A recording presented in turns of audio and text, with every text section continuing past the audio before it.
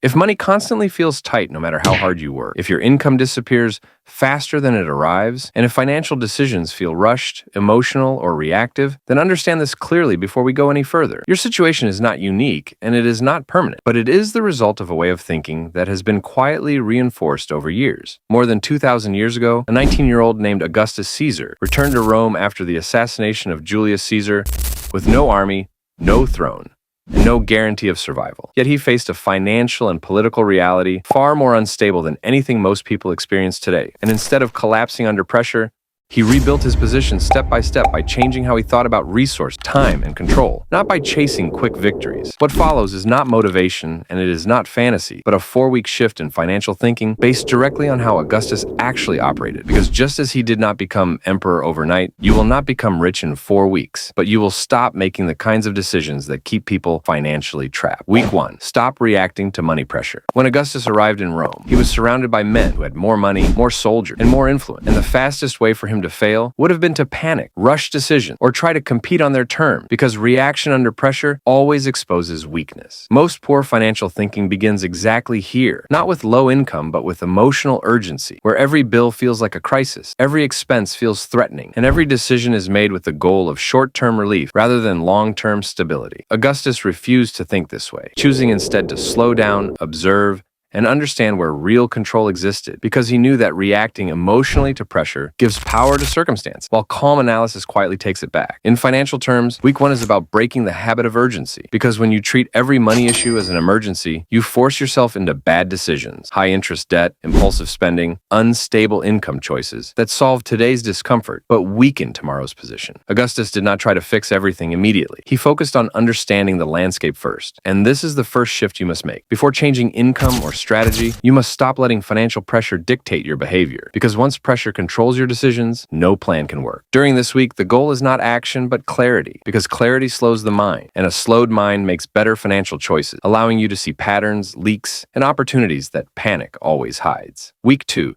Use money to build position, not comfort. Once Augustus understood the power structure in Rome, he made a decision that separated him permanently from poor thinkers. Instead of spending money to feel secure or impressive, he spent it to build loyalty and access, paying Caesar's veterans and honoring obligations that others avoided, even though it meant delaying personal comfort. This is where modern financial thinking fails most often, because money is used as emotional relief, shopping to feel better, upgrading lifestyle to feel successful, spending to reduce anxiety, rather than as a tool to strengthen future stability. Augustus understood that money spent on ego disappears, while money spent on position multiplies quietly, and this principle applies directly to modern finances, where every rupee or dollar can either increase dependence on income or reduce it. Week 2 is about changing how money is used, not how much exists, because even modest income can strengthen position if it is allocated intentionally towards skills, relationships, tools, or systems that increase future earning power or reduce future expenses. Poor thinking asks whether spending feels good today, while Augustus-style financial thinking asks whether spending reduces vulnerability tomorrow. And once you begin evaluating money this way, emotional spending naturally declines without willpower. This week forces a hard but powerful realization. Comfort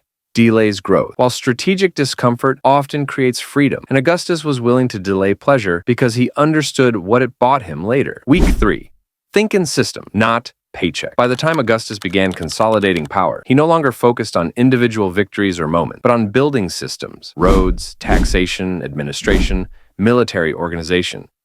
Because systems reduce chaos and create predictable outcomes over time. Poor financial thinking lives paycheck to paycheck, not only because income is limited, but because decisions are isolated, reactive, and dependent on constant effort. While Augustus-style thinking asks how to design financial structures that work repeatedly without emotional input. Week 3 is where the biggest financial shift happens, because instead of solving money problems one by one, you begin building routines and systems that prevent them, such as fixed saving rules, controlled spending categories, predictable income strategies, and skill development pipelines that grow value gradually. Augustus did not want to fight fires forever. He wanted fewer fires to exist at all, and modern finance works the same way. Those who build systems slowly reduce financial stress, while those who rely on constant hustle remain exhausted regardless of income. This week teaches you to measure progress not by how busy you are, but by how stable your finances are becoming. Because real financial growth feels boring before it feels impressive. Week 4. Stop performing success, start protecting leverage. Even as emperor, Augustus lived modestly, not because he lacked access to luxury, but because he understood that displaying wealth weakens leverage, while preserving resources strengthens flexibility. And this lesson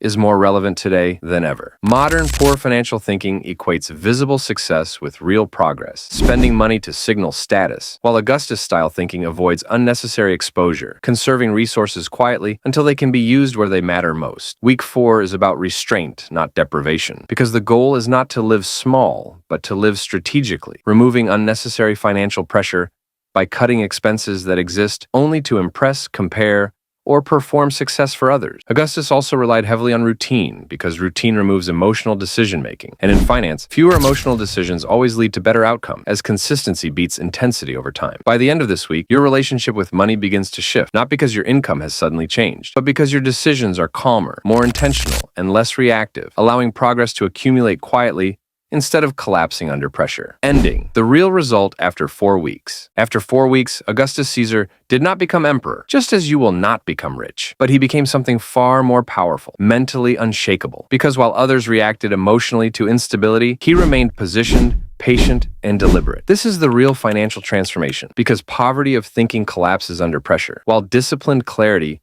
compounds quietly. And once you stop reacting to money, and start positioning around it, progress becomes inevitable rather than forced.